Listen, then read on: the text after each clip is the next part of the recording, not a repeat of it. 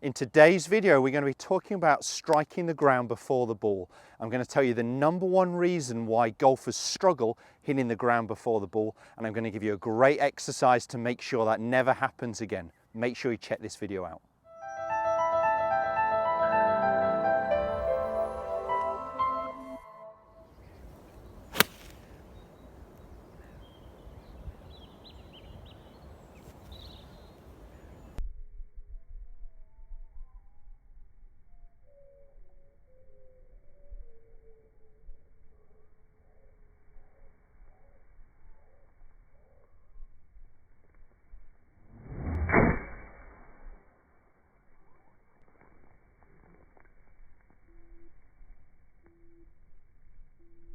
Welcome back to the TruGolf Academy. You've joined me, Jon Watts, today at Branston Golf and Country Club. Today's video is on a really helpful subject for a lot of golfers. It's a question I get a lot on social media. Why do I strike the ground before the ball? Now, there could be a few reasons behind it, but I'm going to be talking about the #1 reason. We're going to be talking about shifting of weight, shifting of pressure. I'm going to be explaining those points in a little bit more detail, but I'm going to show you a great exercise that I've never done before on YouTube. Does involve you getting out on the grass ideally, but could just be done at home in the garden. A #1 reason to really improve the quality of the content. Make sure you don't strike the ground before the ball again.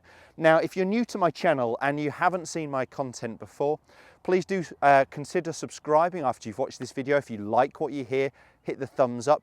And if you press subscribe just below here, it just means you won't miss any content again. If you hit that little bell icon, it notifies you every time a new video goes live. I do at least 2 instructional videos a week, all about improving your game. Any comments, any questions you've got, any videos you'd like me to film, make sure you also drop those in the comments below. Good to get some feedback from you guys.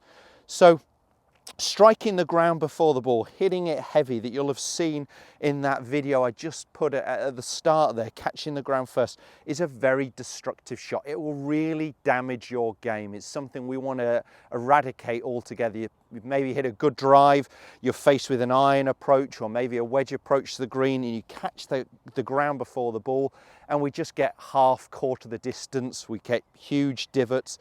It's no fun, it's no good for us at all, and it really knocks our confidence levels. And the #1 reason golfers, in my opinion, suffer with that is there's too much weight shift off the golf ball. We want to actually apply pressure towards my trail side, so that's my side furthest away from the target as I swing back, and I want to shift that pressure towards my lead side in the downswing.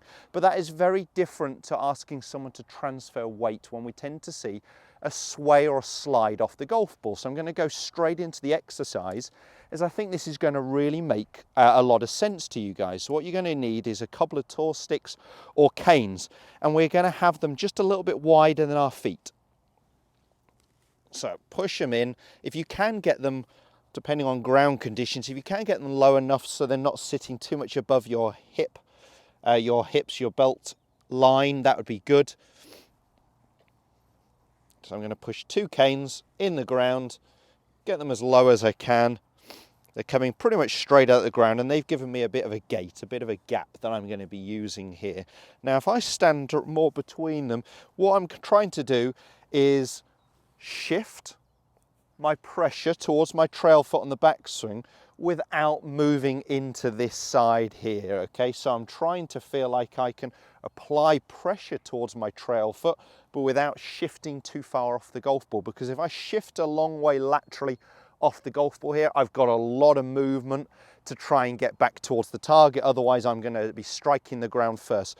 You may even suffer with topping shots instead. You might be someone who tops them or thins them, but it's normally a reaction to catching it heavy. Once you've hit the ground a few times early behind the ball, you may be in exactly the same position, but you'll just do something to try and almost bring the club off the ground. And that might be your body straightening up, that might be your elbows pulling in towards your body.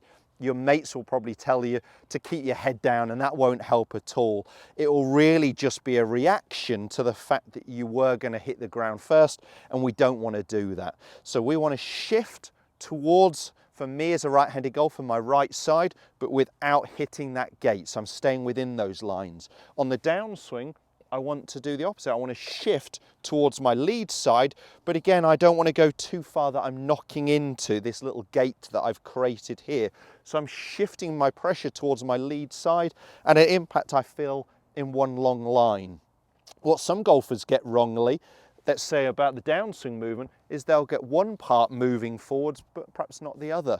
So we want to impact, by the time we strike the golf ball, me feeling in a long line up this wall. If this is a wall here, my gate, I want to feel like I hit that with my whole body at impact. I'm not past it, charging it down, but I'm definitely not going to be touching it with my lower body, but having my upper body leaning away from the target that we see. Sometimes that comes as a reaction when golfers slide too much laterally towards the target. Here on the downswing, we see their upper body actually compensate and start to come backwards away from the target. So just using a simple gate here that is just a little bit, I've probably got a ball's width outside the edges of my shoes, so I've got a nice gate, and I'm just going to try and make some swings. As I said, if you can get them low enough, the ground conditions have firmed up quite a bit here, that they're not in the way for your arms, but you're just going to feel like you stay swinging within those gates, that we're not sliding too much laterally off the golf ball. There we go, I got that in a bit further.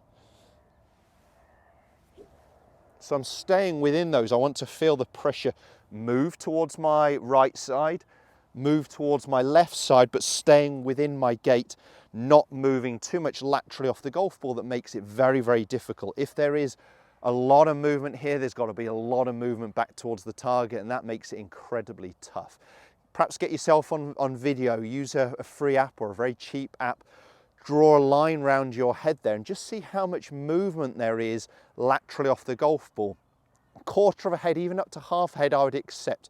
If you start moving a whole head, and of course there have been good golfers do that. Nick Faldo always moved a lot off the golf ball, but remember, he's playing golf, he's practicing 6-7 days a week. It's timing, he's getting back into that position. If you're struggling catching the ground before the ball, we want to feel like we're a little bit more centered. So we're almost, another thing we could do on video is draw a line straight up here that you'll see through your head, and just feel like you're rotating around that point, that we're not laterally shifting. But I really like this gate exercise to feel like I can stay within those barriers there as I'm making my golf swing.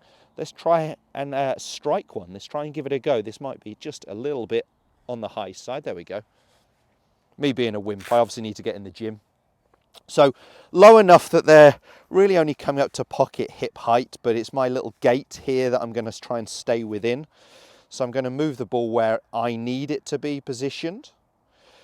The club here that we're talking about is irrelevant. We're just talking about eradicating heavy strikes, catching the ground first. I've got a 5-iron, that's about the right club for this distance. So I'm shifting towards my right side, but I'm within that gate. I'm shifting towards my left side, again not breaking that gate, and by the time I hit the ball, I want to feel like I'm one straight long line up that wall. I'm not charging it down, definitely not leaning backwards away from the target here. So we're weight shift or pressure shift, a real key part to striking your irons better. Let's give it a whirl.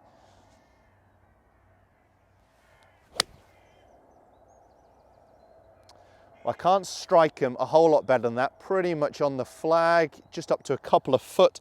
I got ball, then a nice shallow divot. I didn't hit these gates here that I've created. I stayed within my walls that I really want to, and that gives me the sensation that I'm going to get that ball turf strike, not the other way around. That felt good. Let's just see if I can do one more quick one of those.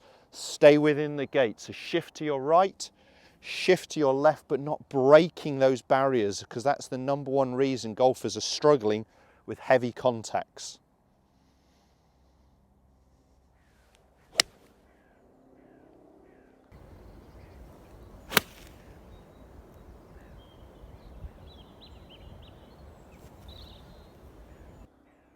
Again, very happy. Ball turf strike, nice shallow divot as well there. If we get everything left, we might well get those heavy contacts, but I stayed within my gates. Ball ball turf contact didn't hit these areas here. Might have nudged it with my foot afterwards, but I'm not moving laterally too much off the golf ball, and that's a real key part to being able to strike your irons pure and stop hitting those heavy strikes that can be a real disaster for us. Quick recap.